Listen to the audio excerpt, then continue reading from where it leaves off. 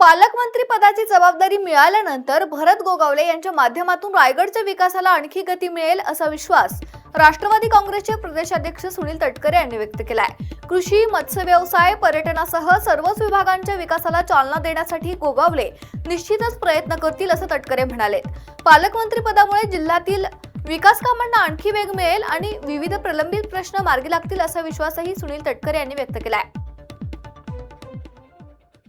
पालकमंत्री एक जिल्ह्याच्या विकासाच्या दृष्टिकोनातून एक डीपीसी अंतर्गत करणारी व्यवस्था आहे, त्यामुळे त्याच्यातून चालना नक्की मिळेलच। परंतु तो नव्हता म्हणून काय विकास थांबला होता अशातला काय भाग नाही, ते करणं आवश्यक होतं, ते झालं, त्याचा मला आनंद आहे, कारण त्याच्यामध्ये माझाही पुढाकार होता, त्यामुळे त्या बाबतीमध्ये झालं।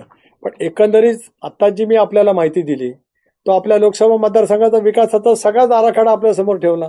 कृषी खाता असेल, मत्स्य व्यवसाय विभाग असेल, फलोद्यान विभाग असेल, शेतकऱ्यांच्या दृष्टिकोनातून अन्य काही बाबी करण्याच्या बाबतीमध्ये असेल, त्या दृष्टिकोनातून सागरमाला योजनेअंतर्गत मेरिटाईम बोर्डाच्या अंतर्गत असेल, पर्यटन विभागाच्या मार्फत असेल, या सगळ्या कामाला आपण चालना दिलेली आहे आणि त्याचा पाठपुरावा करू। अधिक गतीने कसा विकास करता येईल त्यासाठी सगळ्यांचे प्रयत्न